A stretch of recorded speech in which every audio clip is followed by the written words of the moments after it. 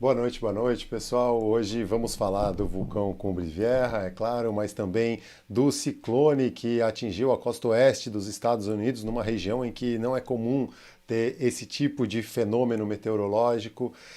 Vamos falar também sobre a COP26 que está chegando, a reunião de cúpula dos líderes para falar sobre o clima no planeta que está ficando cada vez mais agressivo, né, respondendo aos impactos causados pelo aquecimento global. Então, se ajeita aí, porque tem bastante notícia, bastante informação para a gente começar a semana sabendo por dentro das notícias socioambientais e tudo que está relacionado ao meio ambiente aí no Brasil e no mundo. Até já!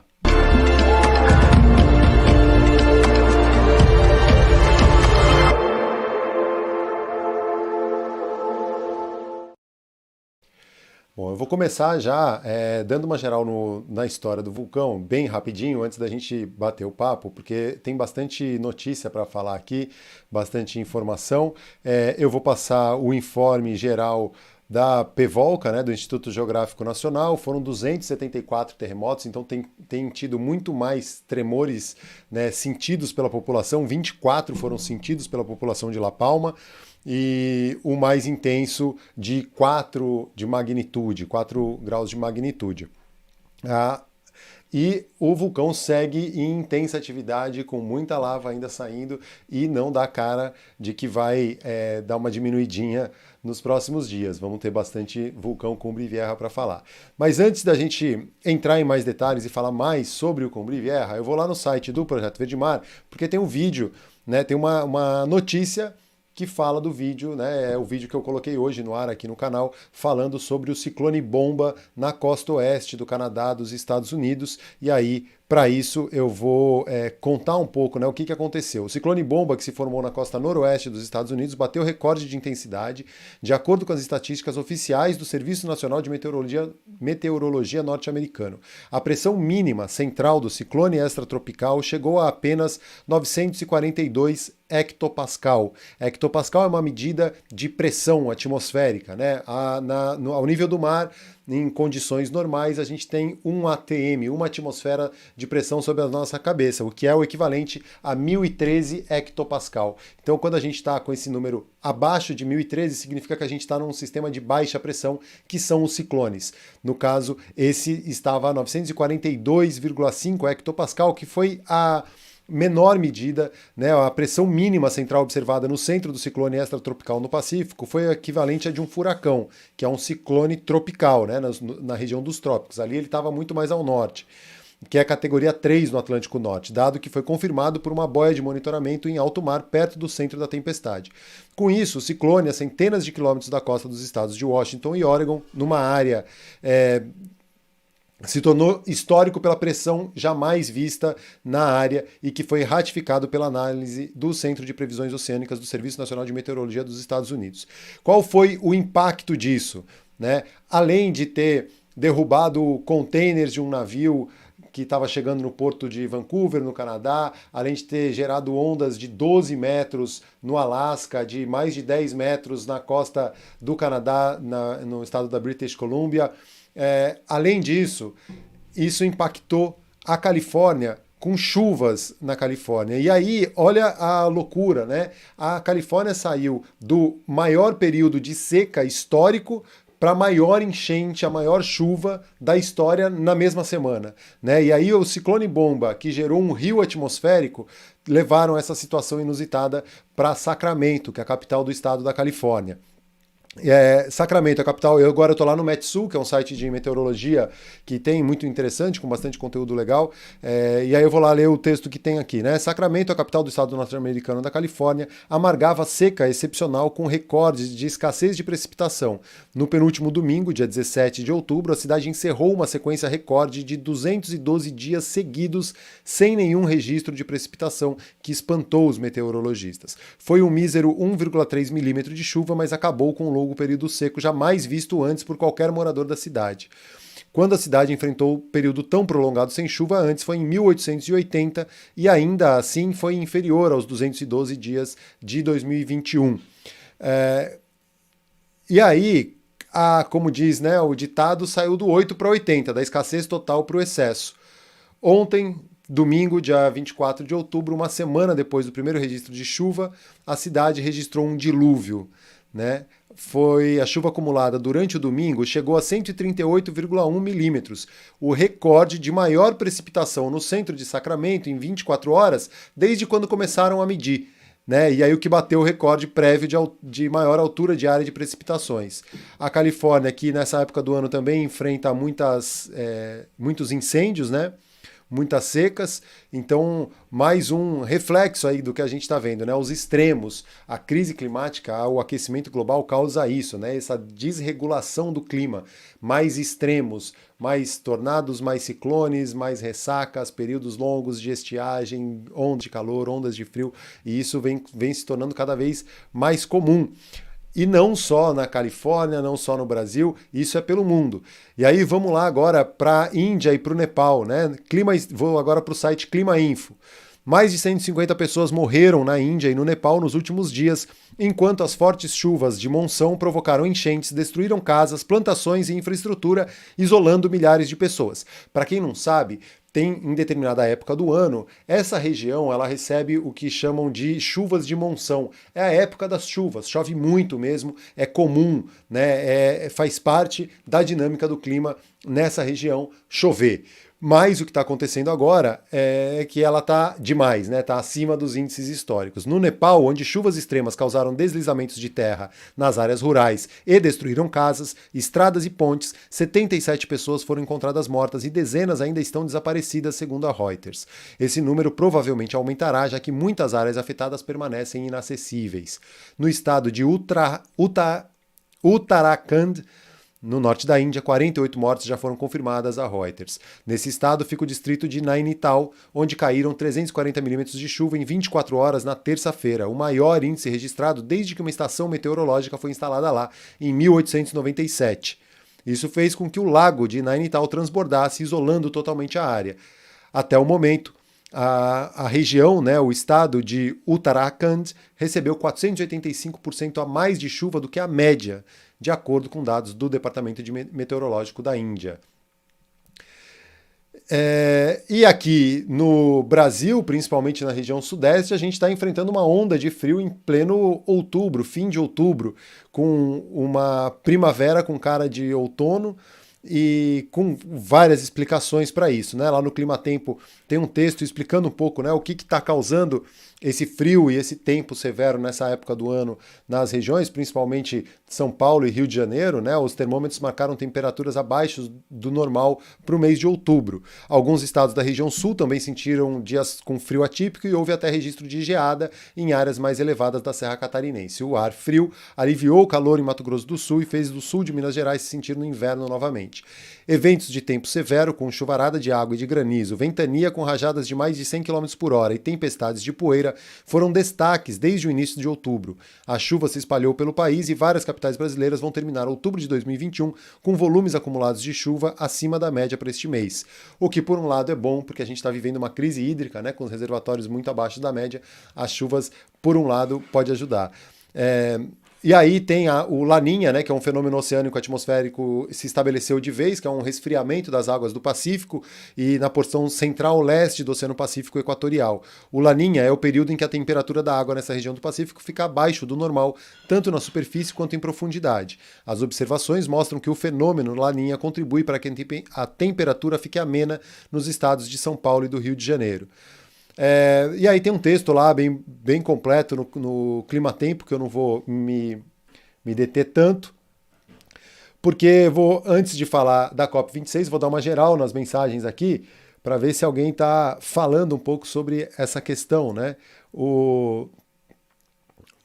A gente está acompanhando, né, tudo o que está acontecendo no planeta, e a COP26 vai ser um momento importantíssimo para se discutir, né? Os líderes globais vão se reunir na cúpula do clima para chegar a uma conclusão ou tentar assumir compromissos e estabelecer metas mais ousadas do que até agora foram estabelecidas, por exemplo, no Acordo de Paris, que até agora a gente não conseguiu atingir, para tentar segurar o aumento da temperatura do planeta em até 1,5 graus ou 2 graus até o fim do século. E nisso a gente está falhando miseravelmente. Então, e aí o Brasil está tentando assumir alguns compromissos, mostrar que está mudando um pouco a política ambiental que veio sendo levada até agora, né, com vários problemas, né, mas aí eu vou para esse texto que está lá no Clima Info também, que repercute algumas reportagens de outros jornais e principalmente um dos ex-diretores do Banco Itaú, o Cândido Bracher, numa entrevista que ele deu à Folha de São Paulo. A barulheira do governo Bolsonaro em torno da participação do Brasil na COP26 se resume a isso mesmo, barulho. O ruído evidencia o isolamento político nas negociações que começarão na próxima semana em Glasgow. Como comentou o Cândido Bracher, na Folha, a escalada do desmatamento na Amazônia e o desmonte da política ambiental sob Bolsonaro retiraram do Brasil seu lugar de fala em temas ambientais. As promessas e compromissos anunciados antes da COP não apagam a ficha corrida do atual governo como um dos maiores destruidores do meio ambiente no mundo atual. Para ele, infelizmente, o Brasil aparecerá em Glasgow como pária diante do mundo. Não é uma visão única, né?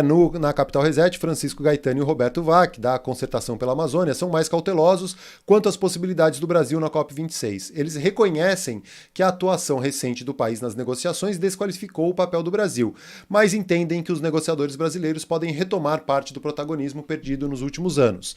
Um caminho para isso, de acordo com eles, seria dar mais peso à trinca da economia, Banco Central, Banco Nacional de Desenvolvimento Econômico e Social, BNDES, que tentam conter o mal-estar de investidores e empresários internacionais com a política desastrada ambiental, né, ou para não dizer criminosa, do governo brasileiro atualmente. Então resta saber se a equipe econômica ainda tem algum prestígio, alguma moral para tentar levantar algum tipo de moral do Brasil nessas negociações internacionais. Olhando para a questão financeira e econômica, né, que é o que talvez impacte mais as pessoas, sigo uma outra matéria aqui no Clima Info que fala sobre os riscos financeiros da mudança climática permanecem ocultos nas negociações, né? A transição para uma economia de baixo carbono implica numa nova avaliação dos ativos de corporações e países, algo que está demorando para acontecer. Conter o aquecimento global dentro dos limites de Paris, o Acordo de Paris, significa que poços de petróleo e gás e minas de carvão já deveriam valer menos. Segundo um editorial da Bloomberg, o que se vê, no entanto, são ações ainda tímidas. Há estudos apontando os riscos para a estabilidade do mundo financeiro, inclusive uma estimativa de que 22 trilhões de dólares em empréstimos e investimentos potencialmente afetados pela mudança do clima e pela luta contra o aquecimento global. A matéria termina dizendo que muitos países produtores de combustíveis fósseis não têm como arcar com o encalhamento de seus ativos e precisarão de ajuda dos países ricos para manter seus fósseis enterrados. Um sinal interessante foi relatado pelo Wall Street Journal. O conselho diretor da Exxon está discutindo se devem seguir mantendo os investimentos em grandes projetos de prospecção e exploração de fósseis. Alguns membros entendem que a crise de preço atual é transitória e que a tendência global é se afastar dos fósseis. E, por outro lado, tem gente do mercado financeiro que ainda acha que não dá para fazer essa transição assim, né, de simplesmente parar com a exploração de combustíveis fósseis. Mas, de fato, não faz sentido um poço de petróleo valer tanto ainda num mundo em que a gente vê que não tem mais caminho para a gente seguir queimando combustíveis fósseis. E o que se vê, né? Hoje foi apresentado o boletim dos gases de efeito estufa, mostrando que mais um ano, mais um recorde. Tem lá no site do Projeto Verde Mar a notícia também traduzida, né? Esse novo boletim apresenta novos recordes. A abundância de gases de efeito estufa na atmosfera novamente atingiu um novo recorde no ano passado. Com a taxa anual do aumento acima da média de 2011 a 2020, essa tendência continuou em 2021, de acordo com o boletim de gases de efeito estufa da Organização Meteorológica Mundial. A concentração de dióxido de carbono, o CO2, o gás de efeito estufa mais importante, atingiu 413,2 partes por milhão em 2020 e é 149% a mais do nível que a gente tinha antes da Revolução Industrial, no nível pré-industrial. O metano, que é o CH4, é 262% maior e o óxido nitroso, o N2O, é de 123% a mais do que os níveis em 1750, quando as atividades humanas começaram a perturbar o equilíbrio natural da Terra. A desaceleração econômica provocada pela Covid-19 não teve nenhum impacto perceptível na concentração de gases de efeito estufa na atmosfera, no nosso planeta. Enquanto as emissões continuarem, a temperatura global continuará aumentando dada a longa vida do dióxido de carbono na atmosfera, o nível da temperatura já observado persistirá por várias décadas. Mesmo que as emissões sejam rapidamente reduzidas a zero, juntamente com o aumento das temperaturas, isso significa mais extremos climáticos, incluindo calor e chuvas intensas, derretimento de gelo, aumento do nível do mar e acidificação do oceano, acompanhados por impactos socioeconômicos de longo alcance.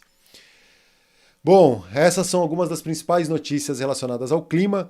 Ainda sobre a COP26, na quarta-feira passada, o Senado aprovou em tempo recorde, na última quarta-feira, um projeto de lei que cria um retrocesso na política de clima do país, condicionando a NDC, que é a Contribuição Nacionalmente Determinada, que é uma meta determinada pelos próprios países dentro do Acordo de Paris, né?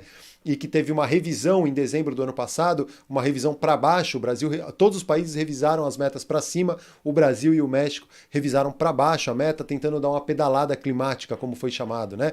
Mudaram os parâmetros para estabelecer de quanto, a partir de que dado ia ser usado para dizer que a gente ia reduzir em 43% até 2025, e só que na verdade a gente estava estendendo a meta, né? Aumentando a meta e não diminuindo. O texto aprovado some com o projeto anterior, mais avançado, que havia sido apresentado em abril, e às vésperas da Conferência das Mudanças Climáticas da ONU, a COP26, que será realizada em Glasgow, na Escócia, de 31 de outubro a 12 de novembro. Por que isso é um problema, né? Está nas mãos de um decreto presidencial para dizer qual que é a projeção de emissões que será definida para ter como base o quanto que a gente vai reduzir. Então vai ser o presidente da República que diz que a vacina causa soro positivo, vai decidir qual que é a projeção de emissão de gases e a nossa meta para contribuir, né, com o não aumento da temperatura do planeta. O projeto de lei de número 1539, de autoria da senadora Cátia Abreu, do PP do Tocantins, altera um dos artigos da Lei da Política Nacional sobre Mudança do Clima, que foi feita em 2009.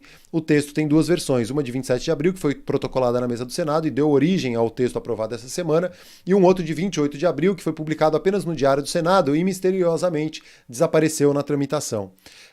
A versão de 28 de abril trazia avanços em relação à contribuição nacionalmente determinada, que tinha feito aquela alteração em dezembro do ano passado, né?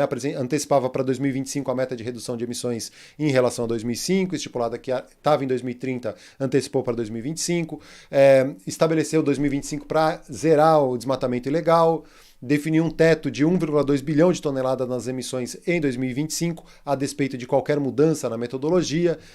O problema é que essa proposta simplesmente sumiu e a que foi aprovada foi essa versão de 27 de abril, de um dia antes, que é um verdadeiro retrocesso em cima de um outro retrocesso. Infelizmente, é isso que está acontecendo. Para não terminar só com notícias ruins, eu vou, primeiro para o mar, com Balneário Camboriú, porque com as obras para alargar a praia, né, em 3 vezes a área da praia, a orla de Balneário Camboriú, porque os prédios, grandes edificações construídas à beira-mar fizeram sombra na praia e aí quiseram ampliar a área de areia, né, para os banhistas poderem ter sol. Aí o que aconteceu? Começou a aparecer tubarão adoidado na área. De certa forma, isso já era previsto, tá? O número de tubarões vistos na orla de Balneário Camboriú, no litoral norte catarinense, desde que as obras de alargamento da faixa de areia começaram em agosto, subiu de 16 para 23. Na última sexta-feira, dia 22 de outubro, o Museu Oceanográfico da Univale, em Balneário Pissarras, que coleta os registros e faz a contagem, contabilizava 7 aparições a menos do que no domingo, dia 24. O pesquisador e curador do museu, Júlio Soto, explica que as últimas aparições ocorreram na quinta, dia 21, até domingo, né? E que os animais foram capturados por pescadores. Os relatos, porém, demoraram a chegar. Há 10 dias, 3 surfistas que que surfavam na orla também relataram ter encontrado um tubarão na praia. E em setembro, um tubarão de aproximadamente 2 metros chegou a ser gravado próximo ao mole da Barra Sul por pessoas que passavam pelo local. Para o biólogo André Rodrigues Neto, o aparecimento dos animais no local possui relação com as mudanças feitas na orla. No entanto, não há motivo para preocupação, pois as espécies avistadas não costumam atacar e são comuns. Desde a década de 60, há registro dos animais na região, não são as mesmas que respondem por incidentes no Nordeste, por exemplo, que é o tubarão cabeça chata, né? O International Shark Attack File, Arquivo Internacional de Ataques de Tubarão, não traz nenhum registro em todo o litoral sul do Brasil. O que parece que está acontecendo, né? Como removeram o fundo, tiraram a areia do fundo para fazer esse alargamento da faixa da areia, e muitos crustáceos saíram, né? Foram encontradas várias conchas na praia de moluscos, crustáceos que foram remexidos ali daquele fundo e estão nessas águas que foram remexidas, e isso atraiu peixes, que são os predadores desses animais, e os peixes atraíram os tubarões. Então é o que dá a entender, o que está parecendo ser o que aconteceu. Chegando para finalizar, eu vou para o Conexão Planeta, que tem uma notícia aqui interessante, que um prêmio internacional para o movimento dos trabalhadores sem terra, né? Recebeu um prêmio devido ao trabalho dedicado à justiça social. O movimento dos trabalhadores sem terra acaba de ser reconhecido por sua atuação junto à população brasileira de forma a garantir condições dignas de vida que incluem acesso a trabalho no campo e alimentação saudável. Por isso, está entre os 5 vencedores do Prêmio Internacional Esther Busser Memorial Prize. O prêmio, que homenageia a defensora dos direitos dos trabalhadores Esther Busser, é promovido pela Organização Internacional do Trabalho, a agência multilateral da ONU, e a entrega foi realizada dia 22 de outubro virtualmente. Fundado em 84, o MST se destacou entre centenas de projetos de organizações e indivíduos de países emergentes que se dedicam à justiça social. Na pandemia, o MST desenvolveu iniciativas de solidariedade à classe trabalhadora e doou mais de 5 mil toneladas de alimentos e cerca de 1 milhão de marmitas. É o que disse o movimento numa nota, né? Só no Rio Grande do Sul, a organização doou 12 toneladas de arroz orgânico para ajudar a combater a fome. Outra coisa que eles fizeram também, né, um plano nacional plantar árvores, produzir alimentos saudáveis. Foi lançado em 2019 e o MST já plantou mais de 1 milhão de árvores em todo o país. A meta é alcançar mais de 100 milhões de árvores em todos os estados do país. Só em setembro, instalou mais de 100 viveiros da Reforma Agrária Popular para ajudar a impulsionar a produção de mudas e o plantio de árvores. A campanha foi criada como uma resposta aos ataques que o MST sofre o tempo todo, né? Como se fosse sempre os grandes vilões do planeta. Agora vamos voltar aqui, vou compartilhar a tela do vulcão para a gente dar a geral das notícias sobre o Cumbre Vieja, que está super explosivo esses dias. Então a gente vai voltar aqui para falar sobre o Cumbre Vieja. Eu falei logo no começo, né, que foram uma atividade bem intensa, né, com vários pontos que tiveram várias bocas, na verdade, tem 5 mais ativos, mais algumas outras bocas do vulcão que eventualmente estão saindo. Ao todo foram 10 bocas que já se abriram desde o início da erupção e 5 delas estão mais ativas agora, né? 2 delas mais efusivas, emitindo mais lava, e as outras mais explosivas, né? Eles não falam em número de bocas mais, porque tem muitos pontos em que sai fumaça e aquela região toda está muito ativa, né? A amplitude do sinal de tremor vulcânico aumentou consideravelmente, foram 274 terremotos nas 24 horas que se encerraram ao meio-dia dessa segunda-feira, do dia 25 de outubro. 24 desses foram sentidos pelas pessoas, com intensidade 4. Tá? A magnitude não passou de 4, mas a intensidade, né, foram muitos que foram sentidos. O que está acontecendo é que os tremores estão mais próximos à superfície, na verdade estão todos naquela faixa ali dos 12 quilômetros, a maior parte deles concentrados na faixa dos 12 quilômetros, mas como eles estão mais próximos à superfície do que como estava anteriormente, que estava lá na faixa dos 35, 37 quilômetros, está sendo mais sentido pela população. 110 desses 274 terremotos tiveram magnitude acima de 3 e 4 com magnitude 4. 3 só desses terremotos foram abaixo dos 30 quilômetros de profundidade, o resto na faixa dos 12 quilômetros. A coluna de fumaças e cinzas está chegando a 3.800 metros e eles estão, em alguns pontos, a qualidade do ar fica comprometida em alguns períodos, então recomendam, né, o uso da máscara PFF2 e que quem tem alguma comorbidade, algum problema respiratório, eles estão pedindo para evitar de sair, aí sim é obrigatório o uso de máscaras PFF2.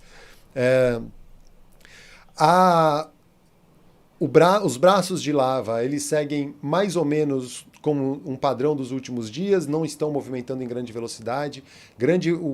Parte desse fluxo de lava que está vindo do cone principal está indo pelos tubos lávicos, alimentando diretamente o delta que está se formando no mar e essa colada primogênita, né? Esse fluxo primogênito, o primeiro que eles chamam, que é o que foi.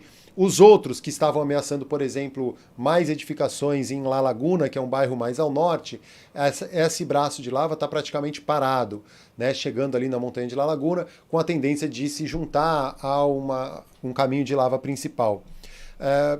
E o fluxo novo, né, que abriu um novo centro eruptivo ontem, com um fluxo novo de lava saindo pelo sudeste da montanha, ali, né, pela face mais a sudeste da montanha, também perdeu um pouco de intensidade, um pouco de força e está se juntando à colada principal. Essas são as principais notícias dessa segunda-feira, dia 25 de outubro, da pandemia de 2021. Não se esqueça, ainda estamos em pandemia, use máscara, evite aglomerações ainda, estamos quase saindo dela, mas isso ainda é bom, importante tomar cuidado. Eu vou encerrar esse pacote de notícias por aqui, porque isso aqui é o que vai ficar depois para as pessoas assistirem, depois de gravado, para ouvir no podcast. Para quem não sabe, a gente tem um podcast do Verde Mar, que está em todas as plataformas, agregadores de podcast, Spotify, Deezer, Apple Podcasts, Google Podcasts e tudo mais. Então eu quero pedir, para quem ainda não fez, clica no joinha, se inscreve no canal e muito obrigado. Agora,